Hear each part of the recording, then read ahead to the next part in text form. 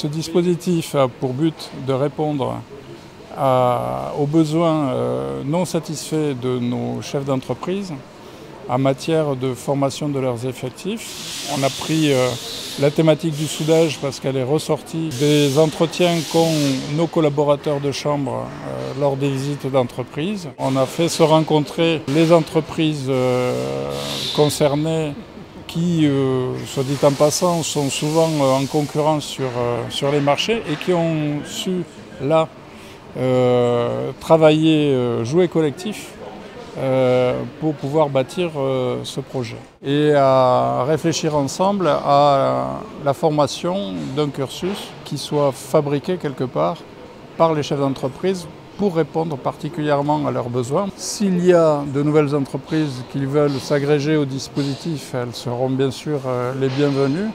Plus nous aurons d'entreprises, plus nous pourrons monter le nombre de stagiaires et répondre aux besoins du territoire. C'est un dispositif qui correspond exactement aux objectifs de la région, à savoir dans une terre qui compte un taux de chômage élevé dans l'ensemble de la région, ici dans le Cotentin, on a des entreprises tous les jours qui nous disent qu'elles n'arrivent pas à recruter du personnel qualifié et répondant à leurs attentes. Et cette action formation, précisément cette action soudage, répond directement et précisément aux besoins des entreprises.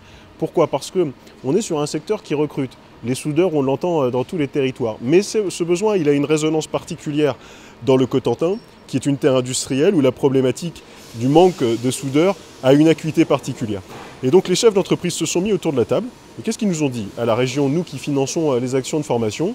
Eh bien, c'était de nous dire, nous, on aimerait pouvoir sélectionner les candidats qui vont venir être formés pour pouvoir être sûr qu'ils correspondront aux besoins des entreprises. Et deux, on veut pouvoir également choisir les contenus pédagogiques, la façon dont la formation va se passer.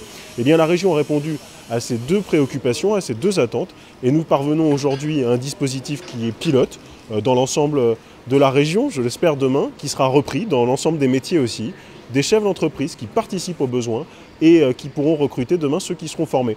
Ce seront près de 40 soudeurs par an que nous envisageons de former et nous espérons ainsi répondre à ce besoin d'insertion professionnelle. Aujourd'hui, on a constaté depuis quelques années que la qualité, la formation était en baisse considérable et au vu de l'activité dans le bassin cherbourgeois qui a entre guillemets pompé pas mal de monde sur le PR, des CNS, Areva et entre autres.